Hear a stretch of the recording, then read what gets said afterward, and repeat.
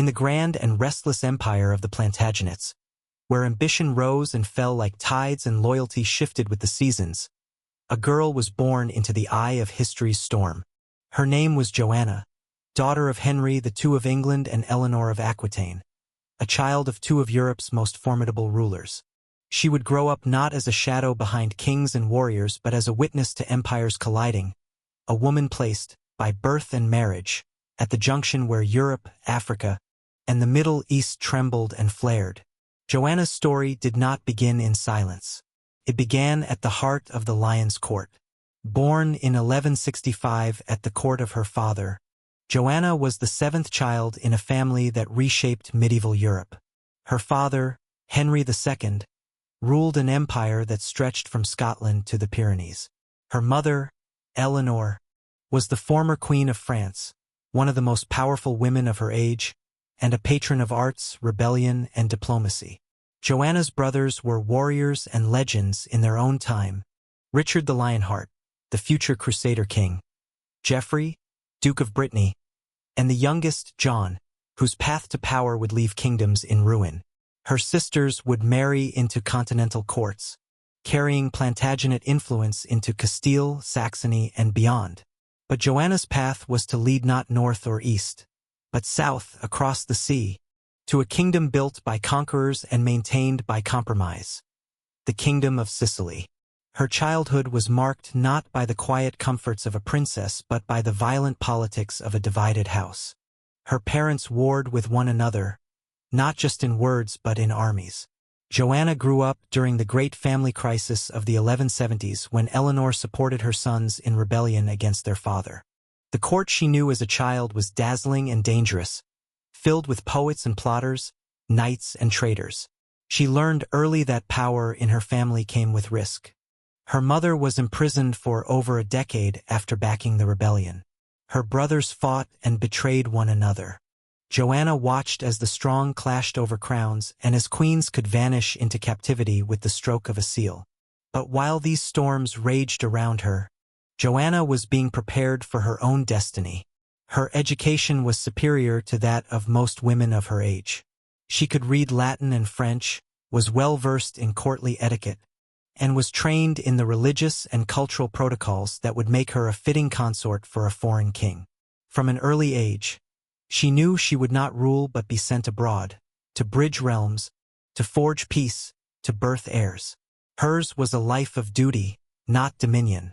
But Joanna absorbed more than duty. She watched the strategies of her father, the grace and rebellion of her mother, and the fiery pride of her brothers. She became, quietly and with resolve, a woman who would not break easily when fate tested her. In 1176, when she was 11, negotiations began to marry Joanna to William II of Sicily. The match was both advantageous and unprecedented.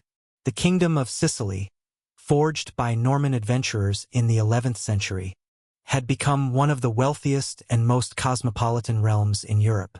Ruled from Palermo, it was a melting pot of Norman, Arab, Byzantine, and Latin cultures. It was not just a Mediterranean power, it was the Mediterranean power.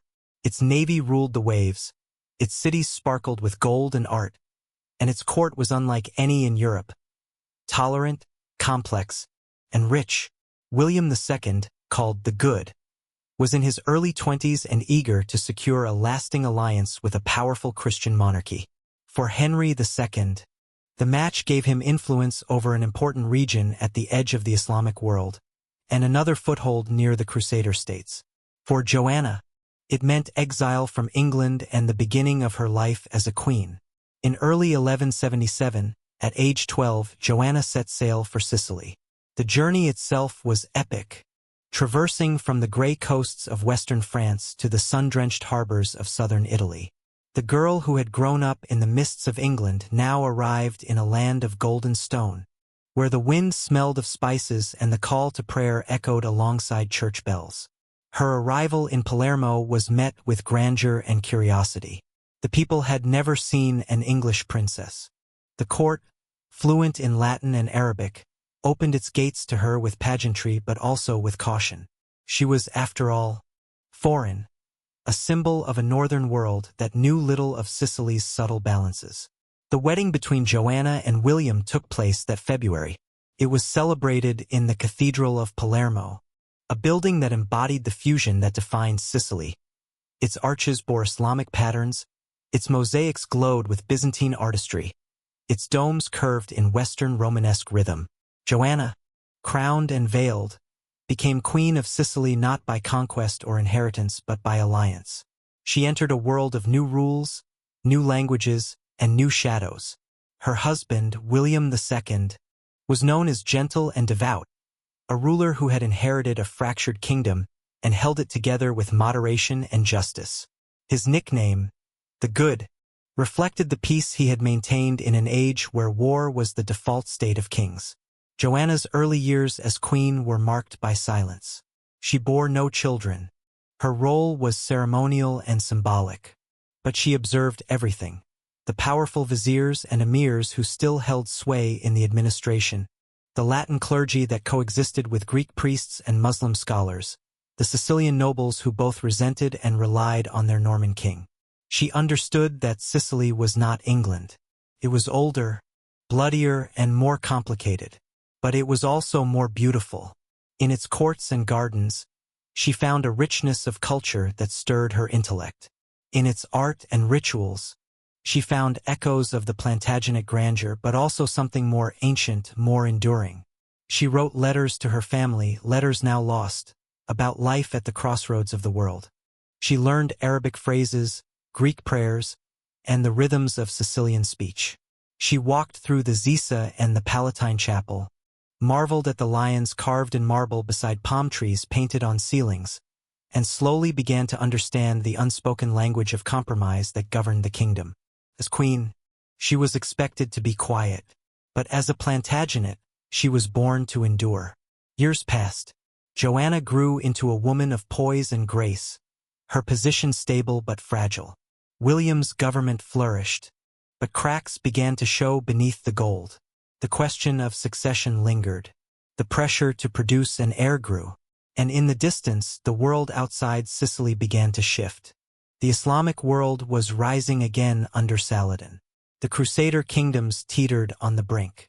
And in Europe, her brother Richard grew in fame and fire, a warrior prince who would soon challenge kings and empires.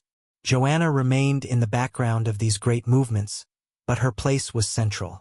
She was the link between two courts, two cultures, two hemispheres of Christendom. She was the bridge, however silent, between her husband's peace and her family's war. She stood in the palace gardens of Palermo, surrounded by fountains shaped like dragons and stars, and watched the sun rise over a kingdom that would one day fall into shadow. But that was still far off. For now, she was the queen of the Golden Realm, and the story of how that realm would rise, falter, and fade begins here, with a girl born in the lion's court, now grown into a woman beneath the Sicilian sun. The kingdom of Sicily was unlike anything Joanna had ever known. It was not merely a crown to be worn or a land to be ruled. It was a puzzle, an inheritance of conquests and coexistence stitched together by centuries of blood, migration, and vision. From the moment she stepped into Palermo, Joanna became a symbol of continuity, an English princess cloaked in the legacy of Norman adventurers, Arab scholars, and Byzantine artists. She was now queen of a realm at the crossroads of empires, and while her crown glittered in ceremonies, it weighed heavily in silence. Palermo itself was a city of astonishment.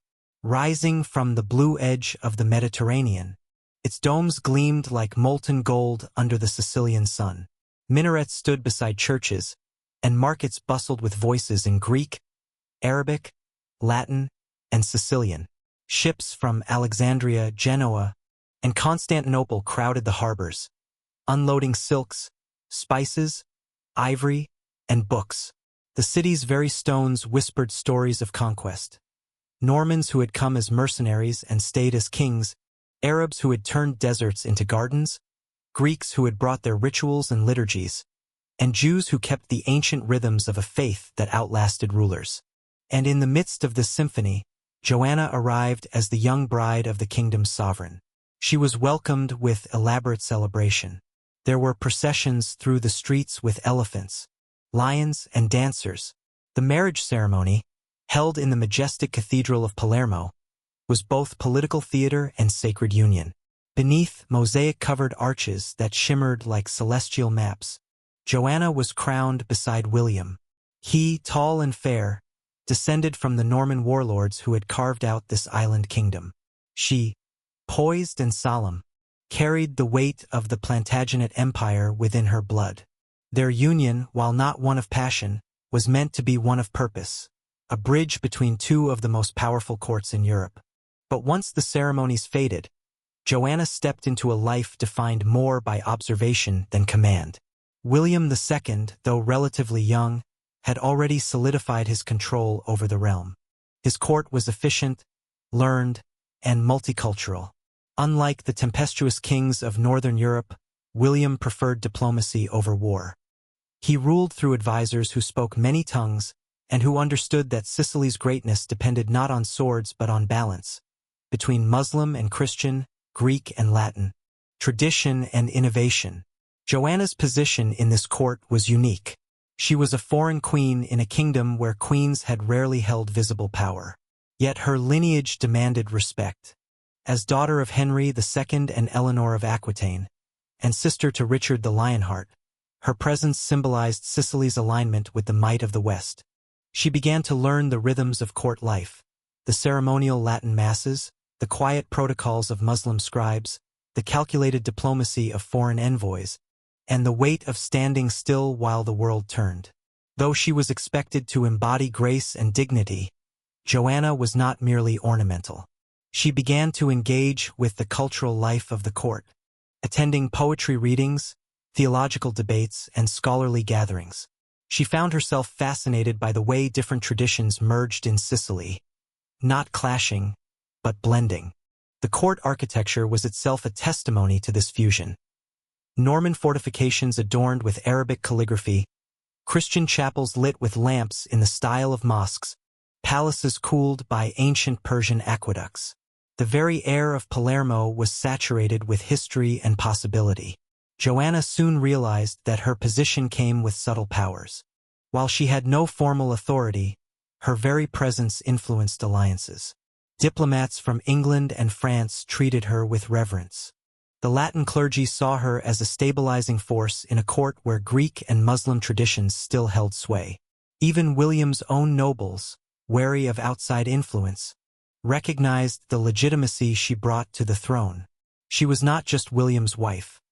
She was a beacon to the wider Christian world that Sicily remained a part of Christendom, even as it retained its pluralism. In private moments, Joanna may have wrestled with isolation. She was far from her homeland, surrounded by customs and rituals she had never known. The languages spoken at court, Arabic in administration, Greek in liturgy, Sicilian in markets, were alien to her ears. Her letters home, though lost to time, must have been filled with both wonder and longing. She had left behind a world of storms only to enter one of stillness, where every word she spoke carried diplomatic weight and every gesture was read through layers of interpretation. Years passed, and Joanna matured into a queen of quiet resilience. Her relationship with William remained distant but cordial. He respected her heritage, included her in ceremonies, and entrusted her with symbolic duties. Yet theirs was not a marriage of hearts, but of houses. There were no children. This absence grew heavier as the years unfolded. In a world where queens were judged by their ability to secure the line, Joanna's silence in the cradle room cast long shadows. Whispers began to ripple through the court about succession, about nephews and cousins, about what would happen if William died childless. Joanna felt this pressure in the stares of noblewomen, in the guarded tones of advisors, in the careful absence of her name in certain council meetings. Still, she endured. She attended coronations and funerals, visited monasteries, and participated in the grand Easter processions through Palermo's winding streets. She offered patronage to artists and scholars. She corresponded, discreetly, with her mother Eleanor, now aging in England, and with her brothers, especially Richard, whose fame was rising with every tournament and campaign. Joanna remained a symbol, but not a statue. She walked the palace gardens with purpose, attended feasts with intent, and learned the soft politics of a court balanced on compromise. Her role as queen reached beyond Sicily's borders. When envoys from the papacy or Byzantium arrived, Joanna served as a familiar Western figure in an Eastern-feeling court. When English merchants docked in Messina or Palermo, her name assured them of royal protection. When rival powers like the Holy Roman Empire eyed Sicily with ambition, her marriage reminded them that this island had ties to the great houses of the north. Joanna was not loud, but her silence carried meaning. Her stillness, strength. But beneath the surface, tensions were building. The Crusader kingdoms were beginning to falter. The Islamic world, once fractured, was coalescing under the leadership of Saladin. Rumors of Jerusalem's vulnerability spread through Christian courts like wildfire. And in Sicily, the question of succession lingered unanswered. William's health, though robust, could not be eternal. Without an heir, the kingdom's future remained uncertain. Joanna, who once stepped onto the island as a bride of promise, now stood as a queen with no clear road ahead. In 1187, Jerusalem fell. The shock reverberated across Christendom. The call for a new crusade echoed from Rome to Paris to London. Joanna's brother Richard took up the cross, pledging to reclaim the Holy City. Kings who once bickered over borders now planned joint campaigns. In Palermo, William faced a decision: to remain the guardian of peace in the south or to join the gathering storm in the east. Joanna, watching the world tilt once again toward blood and banners, knew that the quiet years of Sicily were nearing an end. But even as the world shifted, Joanna remained steady. She had entered this land as a girl in a gilded gown, and now stood as a woman of depth and discernment. She understood the fragility of kingdoms built on tolerance. She saw how easily alliances could snap, how quickly ceremony could become conflict. She had not chosen this role, but she had learned to inhabit it fully. In the twilight of the 1180s, as Sicily stood on the precipice of uncertainty, Joanna walked the stone halls of the royal palace with eyes that had seen both Plantagenet fury and Sicilian patience. She carried within her the legacy of Eleanor and the burden of queenship without heirs. She watched her husband grow weary with the weight of rule, and she prepared quietly for whatever came next. For in the kingdoms of men, it is often the ones who do not speak who carry the greatest truths. Joanna had crossed the world to wear a crown, and in the silence of her childless reign, she had come to understand the real meaning of power, not in noise but in endurance. History rarely grants peace to kings. Even those who seek it with earnest hands and soft words find themselves surrounded by storms not of their making. William II of Sicily was one of the few monarchs in the 12th century who bore no thirst for conquest, who sought not to expand borders but to fortify them with law, with tolerance, and with measured strength. They called him William the Good not as flattery, but because in a world of fire and iron he chose harmony. And Joanna, his English queen, stood beside him, a quiet figure in the court's pageantry, watching as her husband tried to craft a kingdom that might outlast ambition. The Sicily Joanna had come to call home was not the fractured and fevered realm that other European monarchs struggled to control. It was, at least on the surface, orderly, prosperous, and calm. Much of that was due to William's deliberate policies. He had inherited a throne clouded by rebellion and unrest, yet he managed to pacify nobles, maintain alliances, and suppress sedition not through terror, but through calculated inclusion. Where other kings crushed dissent, William absorbed it. He ruled over a population that spoke at least 4 languages and followed multiple religions, and yet he maintained civil administration that was admired across Europe. Joanna had observed rulers before. She had grown up under the gaze of her father Henry II, whose will shaped half a continent, and her mother Eleanor, who had led armies and defied imprisonment. She had seen brothers tear at thrones with hunger and pride. But William was different. He ruled with patience. His court was not a battlefield but a council. His ministers were chosen not for loyalty alone, but for competence. Arab administrators still held positions of power. Greek clergy still officiated sacred rites. Jewish physicians still tended to royal ailments. William held all this together with remarkable poise, and Joanna, though never in the center, was never far from the heart of it. Her presence added something essential to the court structure: legitimacy. Through her, Sicily was tethered to the Plantagenet world, to the Latin West, to the crusading kings and warrior dukes of Christendom. She did not speak in council, but she was always present at ceremonies, beside her husband at high feasts, beside foreign envoys when they offered tribute. Her silence was strategic, her grace political. And as the court praised the wisdom of William, many also saw the wisdom of marrying such a woman, not because she was fertile, for she had borne no children, but because she was lineage incarnate, an emblem of continuity and connection.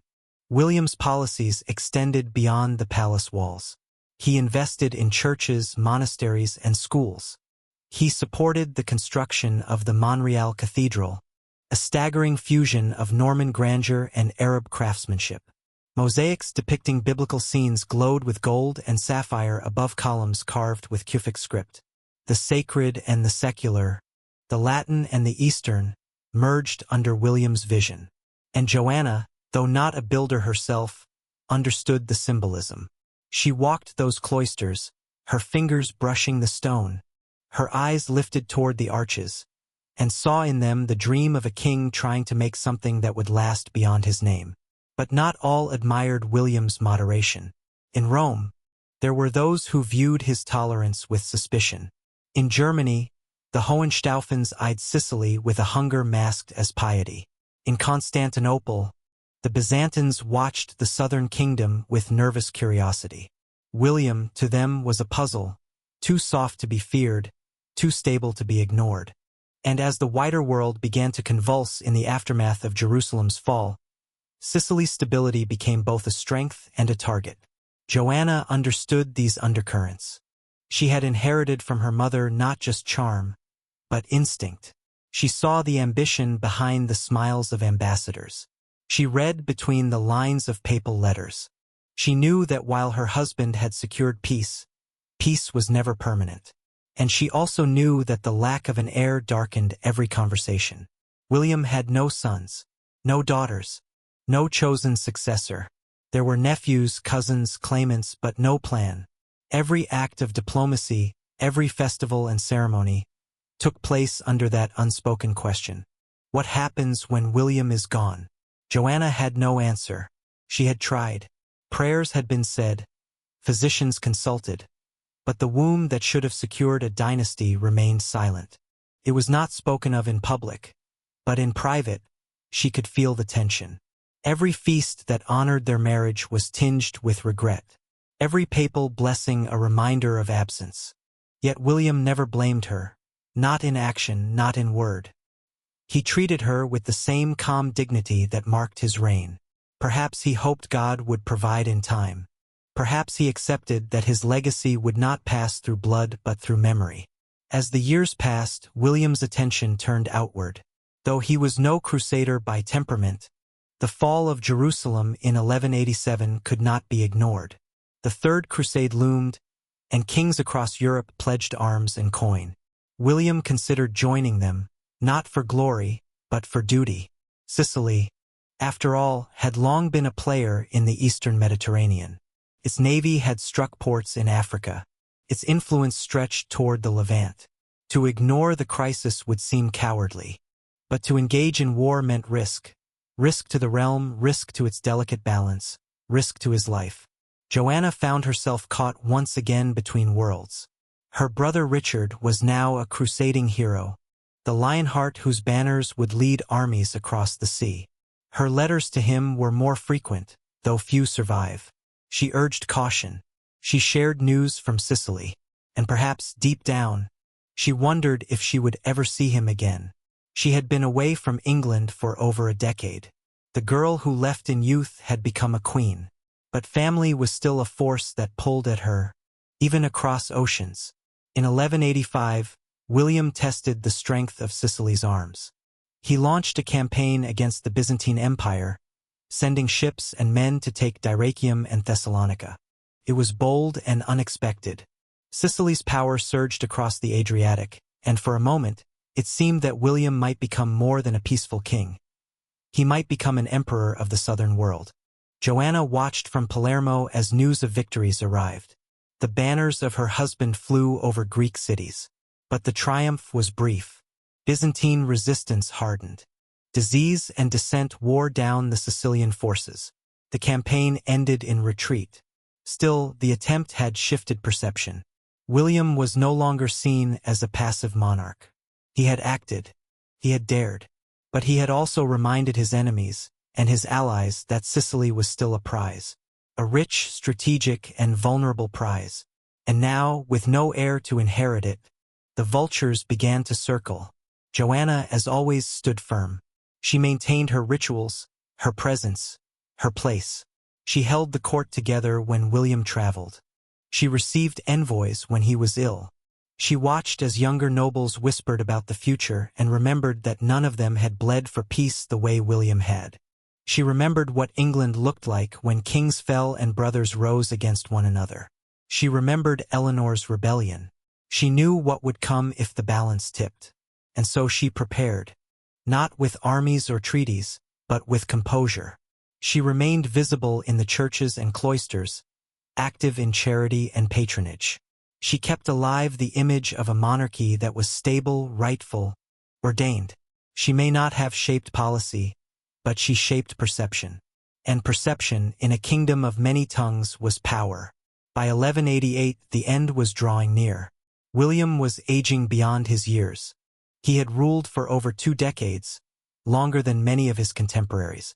Sicily was at its height, its treasury full, the cities rich, its ships dominant, but the succession remained unsolved. And Joanna, though not a mother, remained the queen. What would follow her husband's reign? She did not know, but she suspected it would not be peace. She had seen too much to believe in easy endings. Still, as the sun set on another procession through the golden streets of Palermo, as bells rang from towers carved with verses of 2 religions, Joanna held her head high. She was not the architect of the kingdom, but she had been its bridge. She had stood beside a king who chose goodness in an age of violence. And as history edged forward, as alliances twisted and swords sharpened in distant courts, Joanna prepared to carry her name, and the memory of William the Good, into a world that would not remain still for long. The kingdom of Sicily in the twilight of the 12th century stood alone as a miracle in a continent addicted to war. While kingdoms to the north tore themselves apart in dynastic feuds, crusades, and territorial ambition, Sicily glowed like an island forged of gold and contradictions. It was a place where Islamic astronomers advised Christian kings, where Greek monks prayed in ancient tongues beneath Norman vaults, where mosques became churches and churches bore Arabic script. It was not a utopia, but a carefully kept balance, a kingdom of many faces. And at its heart stood a queen who had long since learned how to live without a voice and still shape the air. Joanna of England had now been queen for over a decade. Her youth had been traded for poise. Her accent had softened into the cadences of Sicilian court life. Her English gowns gave way to garments dyed with Mediterranean saffron and woven with patterns borrowed from Moorish looms. Her presence in court had deepened into something more than ceremonial. Though she held no office, bore no sword, and presided over no council, she had become essential to the stability of the kingdom, the face of continuity in a land held together by difference. In the court of Palermo, queenship was not a throne beside the king. It was a network of rituals, gestures, appearances, and associations. Joanna performed these with deliberate precision. She appeared at every major festival, standing beneath the multicolored vaults of cathedrals as incense curled through the air. She processed through the city at Easter, her face veiled in solemnity, surrounded by children and clergy. She visited monasteries, patronized poets, funded hospitals, and granted small estates to widows of soldiers. Each act was a note in a larger song. Sicily was ruled, but Sicily was also cared for. The people of the island knew her. In the streets of Palermo and the olive-draped valleys of Monreale, in the ports of Messina and the vineyards near Trapani, they whispered her name with a kind of distant respect. She was foreign, yes, and silent, but her presence brought favor. Her name appeared on royal charters, not as authority, but as affirmation. To have Joanna's witness on a document was to tie Sicily to the west, to England, to the Plantagenet world. In a kingdom with so many tongues and traditions, her very name offered unity. Her court, too, became a mirror of the kingdom. She maintained a household not of English exiles, but of women from across Sicily's spectrum. Latin Christians served beside Greek nuns, Arab poets tutored her pages, and Jewish scholars read the Psalms to her in Hebrew. Her chambers echoed with the sound of many prayers, many dialects. There were no grand decrees, no sudden reforms, only the quiet endurance of a queen who had mastered the art of survival in a world that rarely gave women more than roles to recite. And yet, survival itself was political. In a time when queens were often discarded once their childlessness became inconvenient, Joanna remained. William did not set her aside. He did not seek another bride or elevate a mistress. Whether this was love, obligation, or political calculation is unknowable. But Joanna's position never faltered. Her inability to bear an heir had not erased her influence. It had, in fact, reinforced her symbolic power. With no child of her own to favor, she belonged to all. She was the queen of the kingdom, not the queen of a dynasty. As tensions mounted across Europe and the Holy Land, Joanna's court became increasingly important. Envoys from Rome arrived more frequently. Merchants from the Crusader states brought grim news of cities falling to Saladin's forces. The Pope sought assurances that Sicily would remain a bastion of Latin Christendom.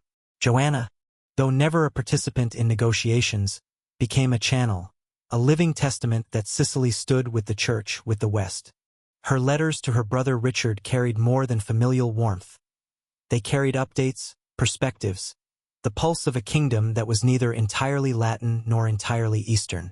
She understood what was coming. The fall of Jerusalem in 1187 had sent shockwaves through every Christian court. Even Palermo, so distant from the battlegrounds of the Levant, trembled. William faced pressure to commit troops to a new crusade. Advisors debated the kingdom's role. Should Sicily become a staging ground, a financier, a sword? Joanna listened, observed, and waited. She knew that such choices had consequences. Sicily's strength was its stability. War would unravel the balance that had taken generations to build. And then, as if to test her fears, tensions rose within the court itself. Noble factions, Latin, Greek, Arab, began to posture more openly. The question of succession hovered over every chamber like a storm cloud.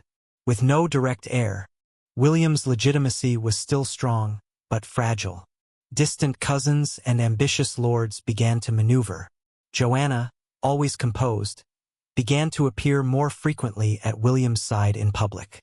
She wore the Plantagenet colors more boldly, a visual reminder that this kingdom was not isolated, that it had powerful connections beyond the sea. Her presence became a defense, a silent bulwark against the vultures. Within the palace, her influence extended into the cultural life of the court. Joanna patronized chroniclers, encouraged translations, and funded a small scriptorium. Texts from Latin, Arabic, and Greek were copied under her protection, medical treatises, religious commentaries, ancient histories. She may not have ruled in name, but she preserved the memory of Sicily's complexity.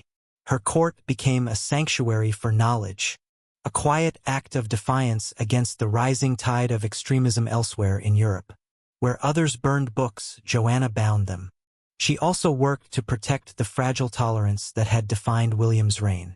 Though she could not write laws, she interceded through presence and persuasion. She visited Jewish communities, received Muslim leaders, attended Greek feasts.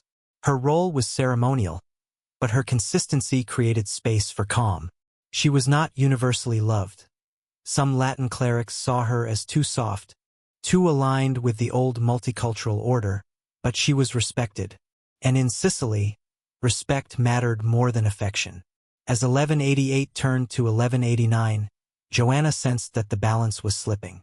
William grew increasingly weary. His health declined, though few would admit it openly. The court became more tense. Rumors of plans, of promises made to nephews and cousins, whispered through the corridors. Still, Joanna stood firm. She prayed in the cathedral at Monreale, her face lit by golden mosaics that depicted the kingdom's divine order. She walked the palace gardens at night, listening to fountains built by Arab engineers. She remembered England, the fury of her family, the betrayals that had broken her youth, and she prepared. She had spent more than a decade learning how to be queen in a land that was not hers. She had watched her husband rule with grace, even as the world demanded aggression. She had endured suspicion, childlessness, isolation, and turned them into presence, perception, quiet strength. And now, as the king who had anchored the kingdom began to fade, she did not run. She stayed. She remained the still center of a world about to fracture. The last golden days of Norman Sicily would soon end, but Joanna had become more than a symbol. She had become memory itself, a living thread connecting East and West, peace and war, faith and reason. She was the queen of a kingdom of many faces, and when it fell, it would fall with her name still echoing in its stones. The year 1189 arrived with a strange quiet in the royal court of Sicily, a deceptive calm that hung in the air like a breath held too long. In Palermo, the sea lapped against the docks with its usual rhythm. Merchants filled the markets with spices and silk, and prayers still echoed in a dozen tongues. But beneath this serene surface, pressure built. Jerusalem had fallen 2 years earlier, and now the kings of Christendom gathered forces to reclaim it. From the cold coasts of England to the sun-drenched ports of Marseille, fleets were being prepared, soldiers blessed, crosses sewn onto tunics. The Third Crusade had become not just a campaign, it was a calling. And Sicily, despite William II's cautious distance, could no longer remain untouched. Joanna of England stood at the center of this shifting world, not as a strategist or general, but as a thread connecting kingdoms. Her brother Richard, now King of England, had pledged his sword to the Holy Land and was gathering an immense army. The news came to Palermo in waves. Richard's coronation, his oath to the cross, his negotiations with the King of France. Through letters and envoys, Joanna remained tethered to the unfolding events. She recognized in these movements the echo of her own past, of a family shaped by ambition, of a world forever tilting toward war. William II, for all his titles and wealth, had always been a ruler of restraint. His kingdom had thrived under peace, under compromise, under the quiet machinery of multicultural governance. But the fall of Jerusalem had changed the calculus. The Pope called upon all Christian kings to answer the holy cause. To resist the call was to risk being branded a coward or worse, a heretic. Sicily, with its strategic ports and deep coffers, was expected to contribute, and so, reluctantly, William began preparations. Ships were built, gold was counted, commanders were summoned to court. Yet this was not a crusade born of fire and passion. It was calculated, even hesitant. William knew that to send too much would weaken his borders. To send too little would weaken his reputation. Sicily's strength had always been its subtlety, but the world was becoming loud again. Joanna observed these developments with practiced clarity. She had seen what war did to kingdoms and to families. Her childhood had been marred by conflict between her parents, her brothers. Now she watched Sicily step toward the same precipice. But this time, she was no longer the girl observing from the sidelines. She was the queen of a realm being pulled into the undertow of history. Her role became increasingly diplomatic. She met with envoys from the Latin states, from France, even from the embattled Crusader territories. Her presence signaled continuity, legitimacy. Though she had no official portfolio, she understood that appearances mattered. Her Plantagenet blood carried weight in negotiations.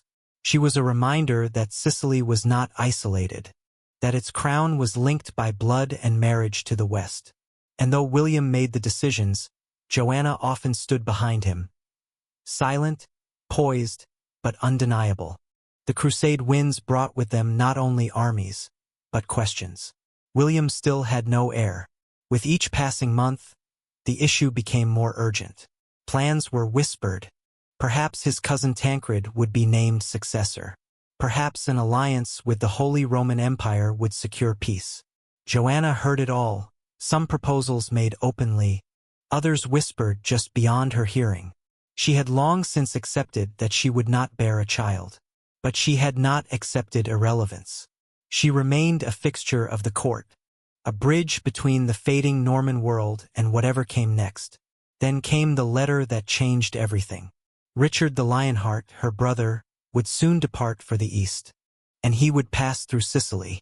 Joanna's heart must have stirred with something deeper than politics. She had not seen Richard in over a decade.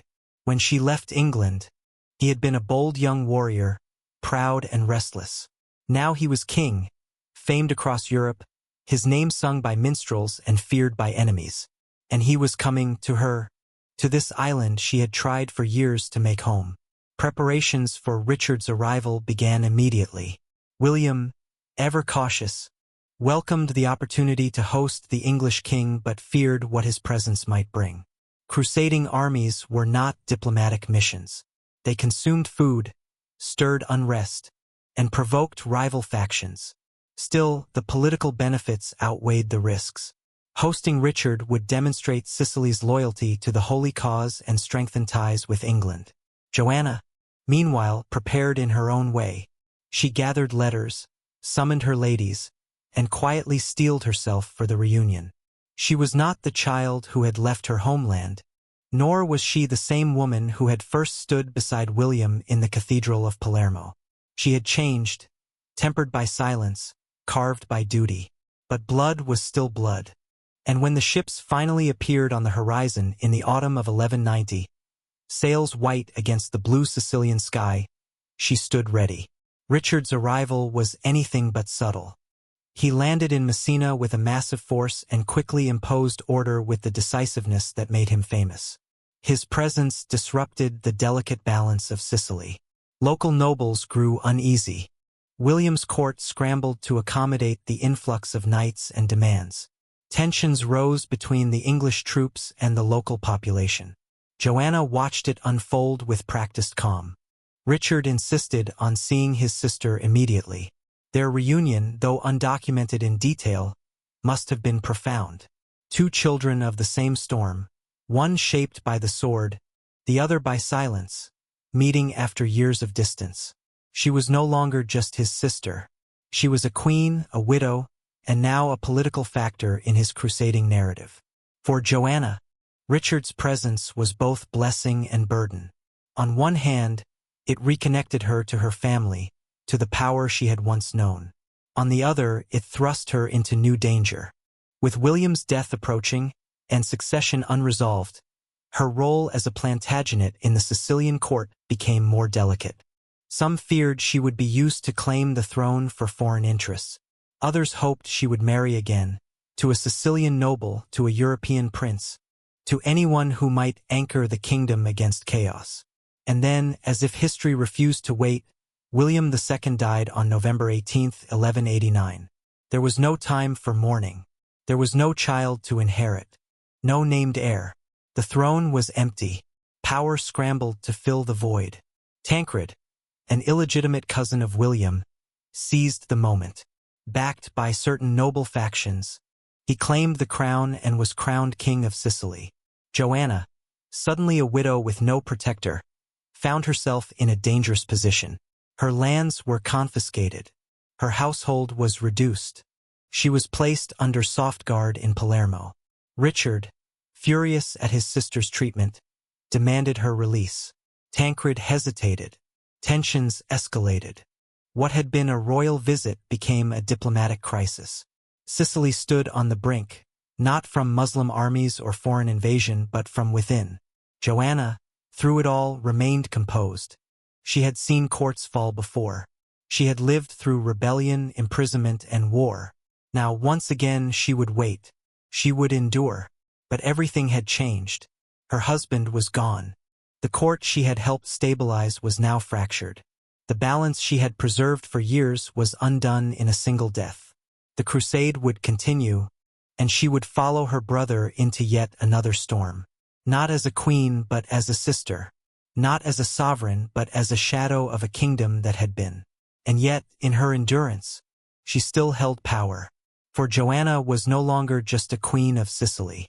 She was a woman forged by two empires, tested by silence, and now carried by history into a world that no longer knew what to do with peace. The sun had not yet set on the glory of Sicily when its king dared to reach beyond the safety of his island shores and strike at one of the greatest remnants of Rome. In the middle years of his reign, William II of Sicily, husband to Joanna of England, the king known for his moderation and peace, made the most audacious military decision of his life. He launched an invasion of the Byzantine Empire. It was not crusade that drove him, nor vengeance, nor faith. It was power, ambition cloaked in opportunity, and a desire to reclaim lost honor on behalf of his forebears. The empire of the Greeks had once ruled Sicily. Now the son of Norman conquerors would bring war to their gates. And Joanna, who had spent years learning how to rule without ruling, would again find herself standing quietly at the edges of an unfolding storm. The plan was grand. William, sensing weakness in the Eastern Roman court, organized a fleet of hundreds of ships and thousands of soldiers. Sicily's navy, polished and proven, surged forth from its harbors like a glittering sword drawn from a scabbard. The target, the city of Thessalonica, the empire's second jewel after Constantinople. By the summer of 1185, William's forces had crossed the Ionian Sea, capturing key coastal positions. The city fell quickly, caught off guard and unprepared. For a moment, Sicily stood triumphant. The king who had long been known for peace had become a conqueror. In Palermo, Joanna watched events unfold through letters, reports, and careful silences. She had not accompanied William on the campaign. Her place was in the capital, maintaining the rituals of governance, keeping the palace stable, and overseeing the diplomatic channels that pulsed through the Mediterranean. As queen, she could not hold command, but she could hold continuity. While her husband took cities, Joanna lit candles in cathedrals, received envoys from the papacy, and entertained the uneasy whispers of nobles worried that the king's reach had extended too far. For Joanna, the campaign evoked ghosts. She had grown up watching her father's ambitions spiral into overreach, had seen castles fall because their kings believed the world owed them more. The shadow of Byzantium was vast and treacherous. It was not a broken kingdom waiting to be seized. It was a 1,000-year empire with deep alliances, old grievances, and long memory. William's victory at Thessalonica was real, but it was also fragile. And indeed, the backlash came swiftly. The Byzantines reorganized under new leadership. Their armies, driven by fury and faith, mounted a counteroffensive. The Norman forces, now overextended and poorly supplied, began to collapse. Disease swept through their camps. Morale disintegrated. William's generals retreated in chaos. The dream of Sicilian expansion into the east dissolved like salt in the sea. Joanna did not gloat. She did not criticize. She understood the loneliness of power, the weight of disappointment. When William returned, his court offered celebration to cover the failure. Lavish banquets, parades, the rededication of churches, but Joanna knew better. She saw the heaviness in her husband's eyes, the way he lingered longer in chapel, the silence between sentences. He had gambled, he had lost, and the world had not forgotten. Still, William's failure did not undo his kingdom. Sicily remained rich, orderly, and respected. His ports welcomed traders. His churches echoed with song. But something had changed. The campaign had weakened the myth of invincibility. It had reminded the world that even in peace, kings could bleed. And it had forced Joanna to reckon with a truth she had long suspected, that stability was not built only on balance, but on restraint. As tensions cooled in the east, they began to rise elsewhere. The Holy Roman Empire, watching Sicily stumble, began to entertain thoughts of inheritance. William had no direct heir. Joanna, childless and aging into her 30s, no longer bore the hope of dynastic continuity. With every passing month, the court grew more anxious. Who would inherit the throne? Tancred, the illegitimate cousin? Henry VI, husband of Constance, the daughter of Roger II, Sicily's first king, and the closest legitimate claimant? Would Sicily remain independent or fall into the web of imperial politics? Joanna moved through these questions like a shadow, present, constant, and still. Her experience, her bloodline, and her dignity made her invaluable. Even those who doubted her influence could not deny her endurance. She had watched her husband rise, falter, and seek redemption. She had held together a court of many factions, kept alive the delicate harmony of a multicultural kingdom, and withstood the long silence of her own ambitions. She turned increasingly to ritual. At Monreal, she spent long hours in prayer beneath the glittering mosaics that told the story of Genesis in gold and lapis. She walked the colonnades with the calm of one who had already lived through a dozen storms. She listened to priests speak of divine will, and to poets who whispered of lost cities and fallen kings. She did not raise her voice in council, but her presence was a constant argument for patience, for wisdom, for peace. In private, she began to prepare for what might come next. The world beyond Sicily was sharpening again. Saladin now ruled the Levant. Richard, her brother, prepared to sail for the east. Pope Clement III issued new calls for crusade. And within the island, rumors abounded of William's health declining, of secret promises made to the empire, of plots among the nobles who feared foreign rule. Joanna had no illusions. She knew what happened to queens without heirs. She had seen enough courts to understand the mechanics of removal, quiet exile, subtle disgrace, disappearance into monastic life. But she also knew her own value. She had held this kingdom's image together for over a decade. She had navigated the intricacies of court life, of religious balance, of diplomatic expectation. She had, in her own quiet way, kept Sicily stitched to itself. And then, in the spring of 1189, came news that would shift everything again. Richard would pass through Sicily on his way to the Holy Land. Joanna's brother, now King of England, would soon stand on the docks of Messina. William, her husband, was ill. The court trembled. The future hung in uncertainty. The shadow of Byzantium had passed, but others gathered on the horizon. Joanna, with the poise of one who had outlived empires, stood ready. There are moments in history when a single evening can feel like a century, when the flicker of torchlight and the rustle of silk in palace halls become the final echoes of an age about to disappear. In Palermo, in the late months of 1189, such moments came often.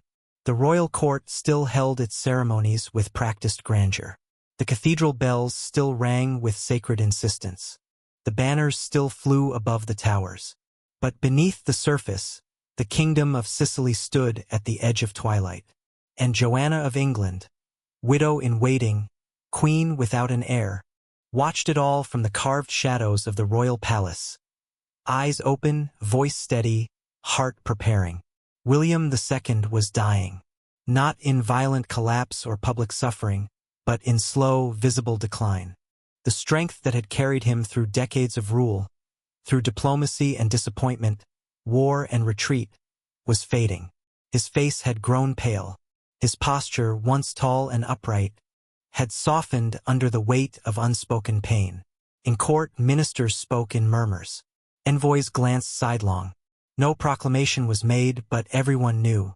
The king had little time left, and with him, an era would end. Joanna remained at his side, not as a grieving wife. There had never been a love story in the conventional sense, but as a partner in the quiet discipline of rule. She had shared his burdens, supported his policies, preserved his image in the eyes of Europe. In public, she stood as she always had, poised, silent, indispensable. In private, she moved through the palace like a custodian of memory, ensuring that each ritual was followed, each audience observed, each name remembered. This was not just the end of a reign, it was the end of a fragile equilibrium that had held together a realm of contradictions. Sicily had always been more than a kingdom.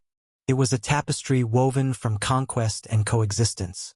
Norman ambition, Arab science, Byzantine ritual, Latin law, all had fused under the watchful architecture of Palermo.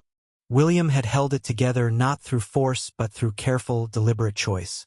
And Joanna had become the emblem of that harmony, the link to the West, the unshaken figure that reminded all that Sicily was connected to a wider world. But what would happen when both monarchs were gone? The question of succession loomed over the court like a sword suspended by a fraying thread. William had not fathered a child. He had made no public declaration of heir. The nobles were divided. Some favored Tancred, an illegitimate cousin with local support and martial reputation. Others whispered of Constance, daughter of Roger II, who had been cloistered in a convent for decades but whose marriage to the German Prince Henry VI gave her imperial backing. The Pope leaned toward one candidate, the Empire toward another. The merchants wanted stability. The clergy wanted obedience. The people wanted peace. No one wanted war, but everyone was preparing for it. Joanna, bound by her role, did not intervene in the succession, but she was more than a passive observer. She held court in William's absence, received delegations, consulted with the archbishops, and ensured that palace functions continued without collapse. Her very presence sent a message. The kingdom still stood. The throne had not yet fallen. In a court now filled with suspicion, she remained above the scramble. She had no personal ambition, no son to press forward, no faction to empower, but she had reputation, and reputation in Sicily still meant something. There was, too, a strange symmetry in what was unfolding. Joanna had entered Sicily a girl of 12, cloaked in the political hopes of her father's England. She had become queen in a land unlike any she had known. She had adapted to its customs, guarded its dignity, endured its silences. And now, in the final days of its last Norman king, she stood as its living archive, a woman who had held power not by command, but by constancy. In the palace, as the autumn waned, William called for one last feast. No grand campaign would follow it, no proclamation of victory. It would be a farewell disguised as tradition. The tables were set with silver and embroidered cloth. The musicians were summoned, the nobles dressed in their finest robes. Dishes flavored with cinnamon and almond, lamb steeped in honey and rosewater, bread warm from clay ovens, all laid before the court one last time. Joanna attended not as a guest, but as the silent hostess of a departing age. She wore a gown dyed deep blue, the color of memory and mourning. Her hair, now streaked with gray, was braided with gold thread. She moved through the hall as a living monument, exchanging words of comfort and formality with men who would, in days to come, battle for the very crown under which they now drank wine and gave thanks. William sat at the head of the table, flanked by bishops and barons, his voice weaker than before but still resonant. He spoke of God's mercy, of the blessings of peace, of the long journey he had taken since the death of his father. He did not name an heir. He did not warn of war. He simply said farewell in the only way a king could, by gathering his court, breaking bread, and reminding them of what had been. Joanna listened, her heart steady. She knew this was not the end of Sicily, but the end of its innocence. The kingdom would continue but changed. The harmony she and William had preserved would fracture under new ambitions, new masters. She had seen this story before, in England, in Aquitaine, in the stories passed through her mother's lineage. Power never disappeared. It only moved, shifted, devoured. That night, after the feast, the candles in the chapel were lit. Joanna knelt before the altar, whispering prayers in Latin, remembering the verses she had learned as a child. Around her, the palace settled into quiet. Servants cleared dishes. Courtiers retired to chambers. Outside, the moon cast its silver over the domes of Palermo, over the orange groves and garden fountains, over the sleeping city whose dreams were about to break. Days later, the king's condition worsened. Physicians came and went. Priests offered the final sacraments. Joanna remained, holding his hand, not as a wife longing for a lover, but as a queen saying goodbye to a partner. When William died on November 18, 1189, he left behind no heir, no plan, no final decree.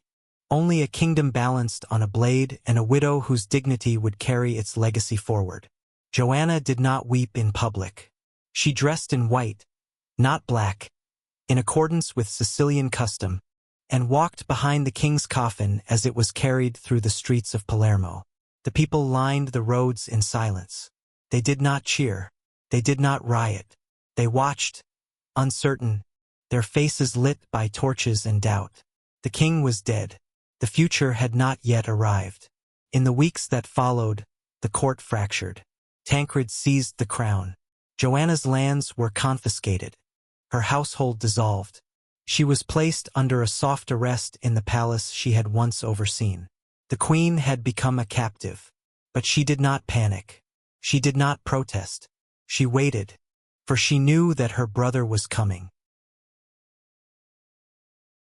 The death of William II shattered the illusion of permanence that had held the kingdom of Sicily in balance for decades. His reign had been defined by tolerance, negotiation, and an almost stubborn commitment to peace. But peace without an heir is fragile. The crown, once secured by lineage, now became a prize. In the absence of a direct successor, ambition surfaced like rot beneath a gilded floor. And as Sicily unraveled, the woman who had stood silently beside its last true king now found herself cast aside. Stripped of title, property, and freedom, Joanna of England, Queen of Sicily no longer, became a symbol not of sovereignty, but of vulnerability in a kingdom poised to devour itself. The vacuum left by William's passing was immediate and dangerous. With no clear line of succession, rival factions moved swiftly. The most expedient claimant was Tancred of Lecce, an illegitimate cousin of William, supported by a corps of Norman nobles and backed discreetly by the Pope. His appeal was simple. He was Sicilian-born, raised among the people, and capable of asserting authority before foreign powers could intervene. He moved quickly, was crowned king, and began securing loyalty from the military and the aristocracy. In doing so, he effectively staged a coup disguised as continuity. Joanna, by contrast, was not even consulted. She had no sons to press a claim, no army to call upon, and no legal standing to challenge Tancred's coronation. Yet her very existence posed a threat. As the sister of Richard the Lionheart, King of England and one of the most powerful monarchs in Christendom, Joanna could not be ignored. Her ties to the Plantagenet dynasty gave her symbolic weight far greater than her personal power. Tancred, recognizing this, took action not by eliminating her, but by neutralizing her. He stripped her of her dower lands, seized her household possessions, dismissed her servants, and placed her under watch in the royal palace. It was not imprisonment in chains, but it was captivity all the same. Joanna endured the humiliation in silence. She had been here before, in metaphor if not in place. As a girl, she had watched her mother Eleanor confined in England after rebellion. She had seen courts rise and collapse under the weight of inheritance disputes. She knew that thrones were made not only of blood and law but of timing, perception, and brutality. She did not rage. She did not plead. She waited. Outside the palace, the people of Sicily murmured uncertainty. Tancred's seizure of power was swift, but his legitimacy was tenuous. Constance, the daughter of Roger II and aunt to William II, remained a rival claimant. Her recent marriage to Henry VI, son of the Holy Roman Emperor Frederick Barbarossa, gave her a claim not just to the Sicilian throne, but to the backing of an empire. The island, long a bastion of multicultural coexistence, now faced a familiar but deadly choice: local control or foreign domination. But before either could act, another force entered the scene, one that Tancred had not fully calculated. In September of 1190, Richard the Lionheart arrived in Messina on his way to the Holy Land. He came not as a diplomat or observer, but as a crusading king leading a vast army, with ships, knights, and banners blazing the cross. With him was a demand: the immediate release and restoration of his sister, Joanna. The arrival of Richard's fleet caused immediate panic. Tancred, though recently crowned, lacked the military strength to oppose such a force directly. Messina, the city closest to Richard's landing, braced for conflict. When negotiations failed to meet Richard's satisfaction, the English king ordered his troops to storm and seize the city. The attack was swift, brutal, and effective. English soldiers plundered storehouses, dismantled fortifications, and made clear that Sicily would not mistreat Joanna without consequence. From her guarded chambers in Palermo, Joanna heard the news and knew the balance of power had shifted. Her captivity had become an international scandal. Her brother's wrath, so feared and legendary, had arrived at her doorstep, not in sentiment but in steel. Tancred, faced with the reality of English force and the potential of imperial retaliation, relented.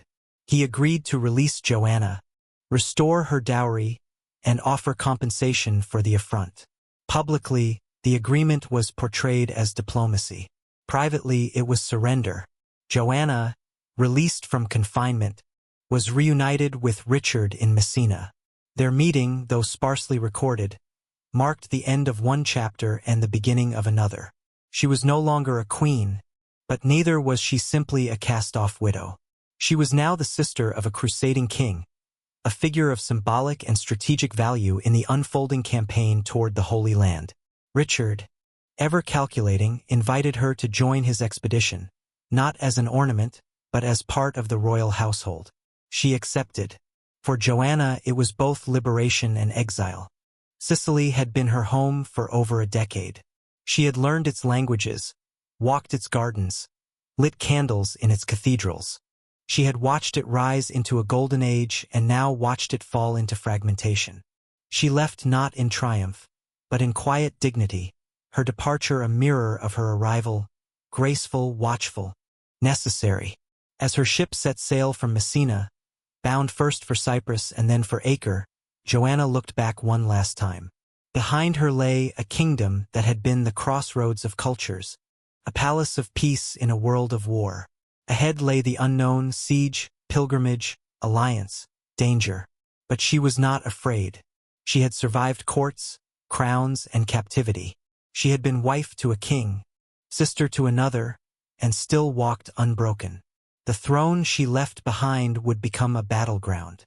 Tancred would cling to it, Constance and Henry would challenge it, and Sicily would become a pawn in a struggle between empire and autonomy. But Joanna would no longer be a part of that story. Her journey now would follow the cross, not the crown. The wind that filled the sails of the English fleet as it cut through the Mediterranean carried more than the heat of war. It carried stories of betrayal in Sicily, of vengeance in Messina, and of a queen released from silence. Joanna of England, once the quiet consort of a tolerant king, now sailed as part of the royal household of her brother, Richard the Lionheart. Her life had shifted from the ceremonial shadows of Sicily to the blinding center of a crusade that promised both salvation and spectacle. She had left behind a kingdom in turmoil. Now, with the cross sewn into banners and armor clanging against wood, she approached a land where faith and empire collided in blood. In the spring of 1191, the fleet arrived off the coast of Cyprus. A storm as sudden and brutal as the ones that often changed the course of empires forced several ships aground. Among those vessels was the one carrying Richard's betrothed, Berengaria of Navarre, and Joanna herself. They were rescued, but the local ruler, Isaac Komnenos, an ambitious Byzantine usurper who ruled Cyprus as his own domain, refused to release captured ships or assist the stranded. Richard, never one to tolerate insult or delay, responded with immediate aggression. Within weeks, Cyprus was conquered. Isaac was taken in chains, and Joanna, once again, had witnessed how quickly her brother turned offense into conquest. Though she had no formal role in these events, Joanna's presence was felt at every stage. As a royal woman in a war defined by male power, she was still a vessel of authority. Local leaders addressed her with deference. Captured towns released hostages in her name. When Richard and Berengaria were wed in Limassol shortly after the conquest of Cyprus, Joanna stood beside them, no longer a widow in retreat, but a queen reborn in a crusading court. In that moment, she was not merely a companion. She was a symbol of continuity between kingdoms, between the lost past of Sicily and the fiery present of Christendom's holy war. From Cyprus, the fleet sailed to the Levant, landing at Acre, a city under siege for nearly 2 years, its walls battered by crossbow bolts, its waters slick with disease. The Third Crusade had begun in earnest, and Joanna, against all conventions of the age, remained there. Not hidden in a distant cloister, but near the center of command. She lived within the royal quarters, oversaw correspondence, received visiting nobles and envoys, and served as a presence of civility in a world overrun by blood and prayer. The siege of Acre was brutal. Thousands died. The city's defenders, Muslim warriors loyal to Saladin, fought with the desperation of men who knew that surrender meant annihilation. Richard led from the front, hurling insults and catapult stones with equal precision. Joanna watched as her brother, clad in gold and steel, became legend before her eyes. She had known him as a boy of pride and talent. Now she saw the myth take shape, the Lionheart, roaring before the gates of Acre, demanding the surrender of a city that had once defied all Europe. When Acre finally fell in July 1191, it did not fall quietly. The negotiations for the ransom of its garrison dragged on. Joanna, fluent now in the cadence of diplomacy, no doubt heard every whispered frustration, every insult masked by ceremony. When the terms broke down, Richard ordered the execution of more than 2,000 Muslim prisoners, men, women, and children, within view of Saladin's army. Joanna, a daughter of Eleanor of Aquitaine and widow of a king who had ruled with moderation, witnessed this horror not as a soldier, but as a human being. Her silence in the record speaks volumes. She did not resist, but she remembered. After Acre, the crusade moved south toward Jaffa, with the goal of reclaiming Jerusalem itself. Joanna traveled with the royal court, her days filled with the dust of marching armies, the murmur of camp prayers, and the ever-present toll of loss. The crusade was no longer a procession of glory. It had become a war of attrition. Supply lines stretched thin. Saladin's forces harried every movement. Yet within the camp, Joanna maintained her place, not as a warrior, but as the person who bore the burden of what the war was meant to protect: lineage, dignity, memory. In one of the more curious episodes of the crusade, Joanna's name again entered the political arena. Richard, ever strategic, proposed a marriage between his sister and Aladil, Saladin's brother.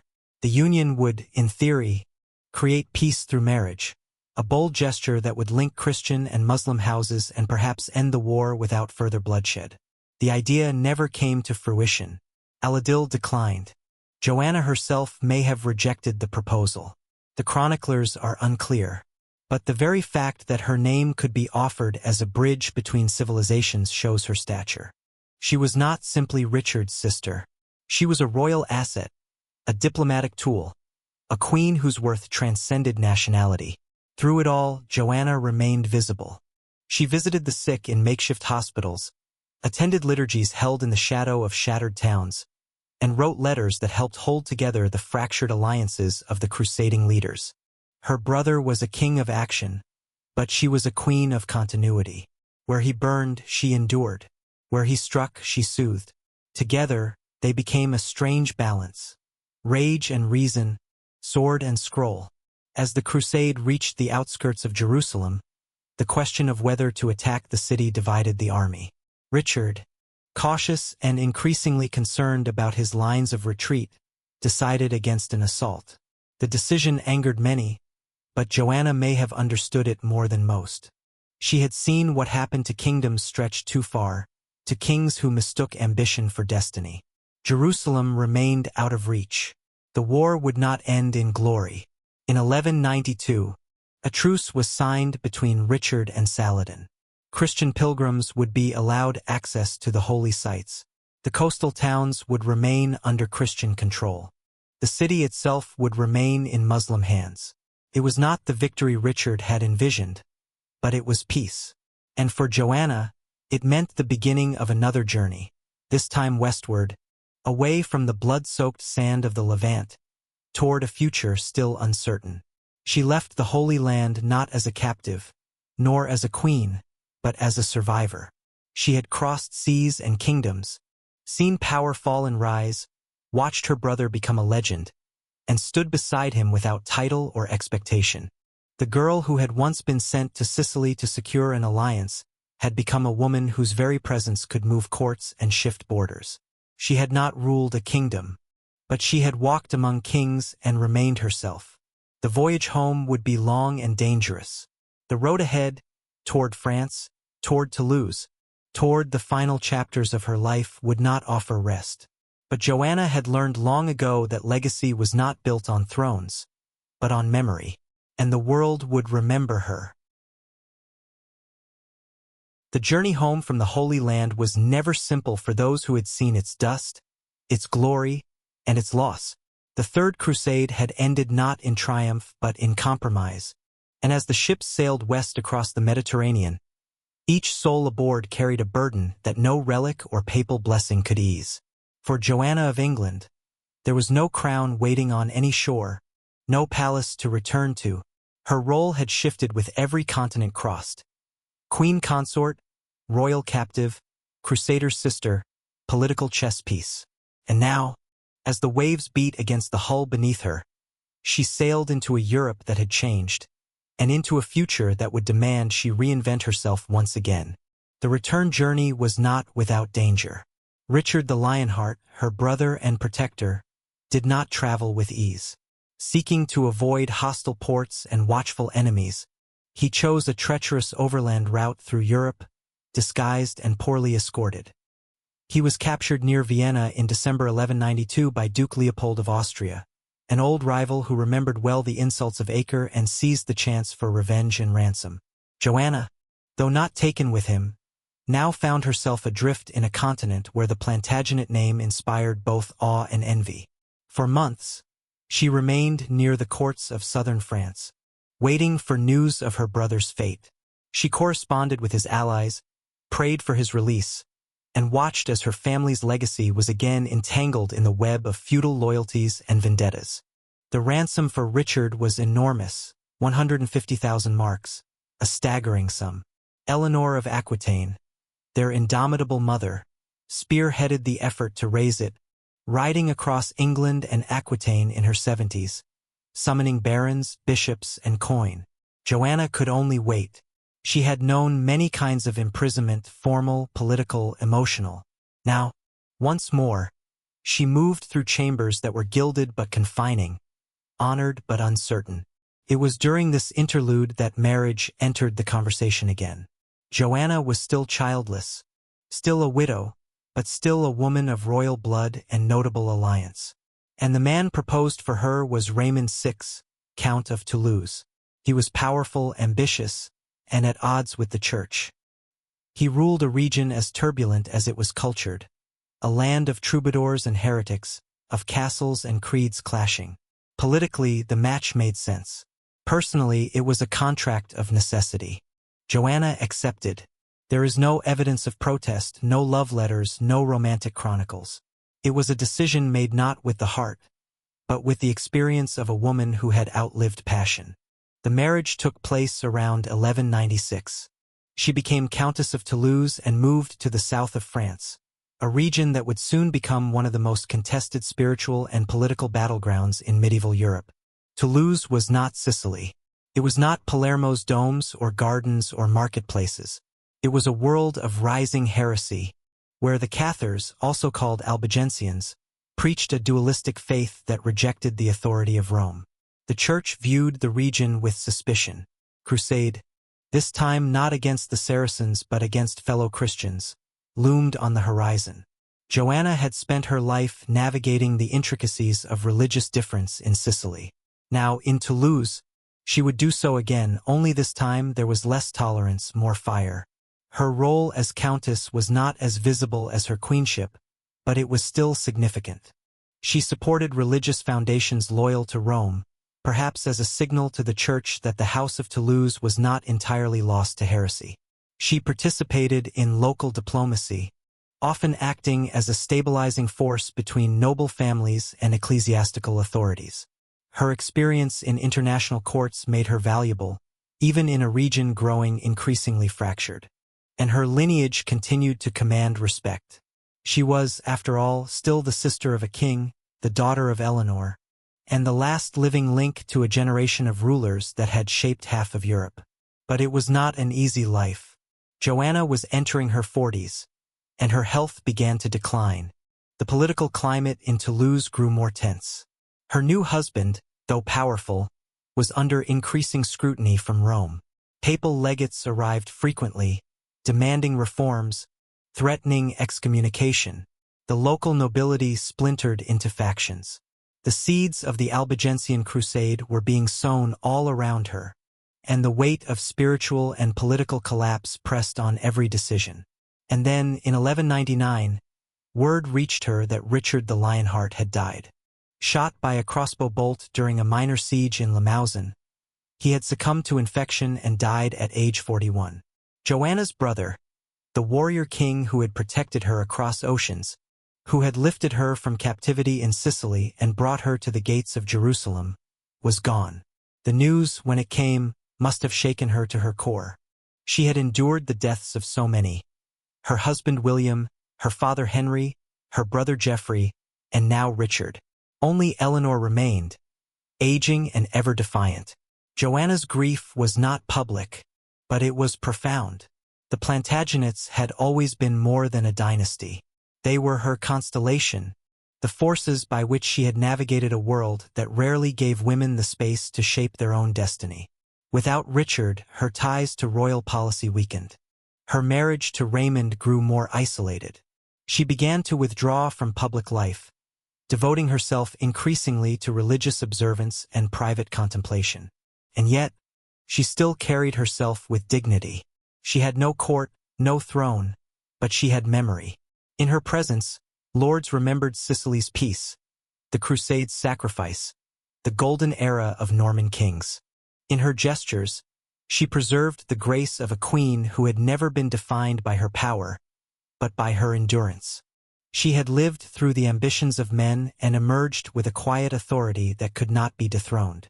In the end, Joanna's story during these years was not one of spectacular battles or courtly intrigue. It was the quieter chronicle of a woman who had seen too much to speak lightly, who had suffered enough to value stillness, who had no need to claim power because she had already shaped history by surviving it. She had once sailed under the shadow of the cross. Now, she moved only in the memory of crowns. The death of Richard the Lionheart in 1199 marked not only the end of a reign but the end of a rhythm, one that had sustained Joanna of England for decades. Her brother's warlike spirit had served as a shield, his reputation a banner under which she moved with certainty through courts and across kingdoms. Without him, the world felt heavier, more uncertain, more fragmented. His loss was not just familial, it was tectonic. And for Joanna, now in her mid-40s and still childless, still without a realm of her own, the silence left in his wake was almost too familiar. In the months following Richard's death, power shifted swiftly. His brother John, the youngest of the Plantagenet sons, ascended the throne of England. Unlike Richard, John inspired neither fear nor admiration. His rule was characterized by suspicion, coercion, and insecurity. Joanna knew him not only as a brother, but as the volatile boy she had once watched from the safety of her role in Sicily, the one who had plotted and turned, often lacking the restraint or brilliance of his siblings. Still, he was now king, and that meant her place within the Plantagenet sphere remained tenuous but intact. In Toulouse, Joanna's life became quieter. Her marriage to Raymond VI of Toulouse was marked not by love or companionship, but by mutual necessity. Raymond ruled a land increasingly under scrutiny by the Catholic Church, a place riddled with heresy, especially among the growing Cathar movement. Though Joanna had once thrived in the pluralistic climate of Sicily, she now lived in a region where pluralism had turned to danger. The papacy, alarmed by what it saw as a theological rebellion, began pressing harder for orthodoxy. Legates came and went. Accusations flared. The atmosphere of southern France thickened with dread. Joanna, always adept at diplomacy, found herself once again in the space between worlds.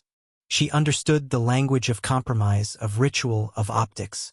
She hosted ecclesiastical dignitaries, attended liturgies, and supported convents loyal to Rome. Her aim was not control, but mitigation, to protect what she could from becoming collateral in a war that had not yet begun. She was not naive. She had seen how empires destroyed their peripheries. Toulouse stood on the edge of one such destruction. In these years, Joanna's correspondence with her mother, Eleanor of Aquitaine, grew more frequent. Eleanor, now approaching 80, remained a force of nature. She had survived the rise and fall of sons and husbands, walked barefoot through betrayal, negotiated treaties in her old age, and never relinquished the sense that power, like identity, was a matter of performance. Joanna had learned from her well, and in the shadows of Toulouse's uncertain future, she practiced what her mother had always done. She endured, she adapted, and she quietly prepared for the next turn in the wheel. But fate, by now, was tightening its grip. In 1200, Joanna became pregnant, an extraordinary occurrence for a woman of her age and history. The news was met with astonishment, hope, and cautious celebration. For the first time since the death of William II, she stood poised to carry life again. For a woman whose status had always been questioned because of her childlessness, felt like the whisper of vindication. But pregnancy, like politics, gave no guarantees. Complications arose quickly. Joanna, whose body had endured years of stress, travel, and hardship, struggled. Her health declined. The local clergy urged prayers. Her family sent messengers. Eleanor, now more mother than matriarch, prepared to journey to her daughter's side. The child represented more than blood. It represented the continuation of a line of women who had survived by standing upright while kingdoms collapsed. In late 1200, Joanna entered the Abbey of Fontevraud, the same sacred space where Eleanor would one day be buried. It was a place of peace, far from the turmoil of Toulouse and the politics of courts. It was here, surrounded by the chants of nuns and the stone coolness of cloisters, that she gave birth. The child, a boy, died shortly after. Joanna followed soon after him, worn and spent. Her death was quiet. No trumpet of state, no military funeral. But it sent tremors through those who had known what she carried. Not in her womb, but in her life. She had been Queen of Sicily, a symbol of diplomacy in an age of war. She had been sister to Richard, companion to kings, a figure who had walked through the geography of empire and never collapsed under its weight. She had lived between languages, between thrones, between ideologies. And in the end, she had died as she had lived, not loudly, but with presence. Eleanor arrived at Fontevraud soon after. The mother who had shaped the fates of so many stood now in grief at the side of a daughter often overlooked by historians, but never forgotten by those who mattered. Joanna was buried at the abbey, near the resting places of her brother Richard and her father Henry II. She was given the dignity of stone and memory, her effigy carved in repose, her hands in prayer, her gaze lifted toward the vaulted heavens of the great church. Her husband, Raymond VI, would continue his rule. Toulouse would spiral into chaos, soon to be engulfed in the fires of the Albigensian Crusade. Her brothers would be remembered for battles, treaties, betrayals. Her mother, for her longevity and defiance.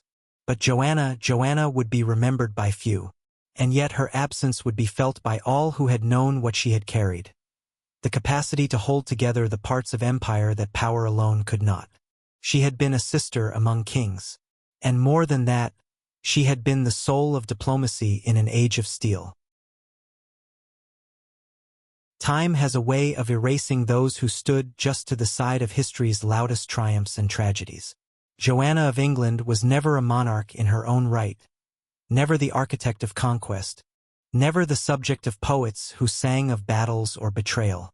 But her absence from the page is not an absence of consequence.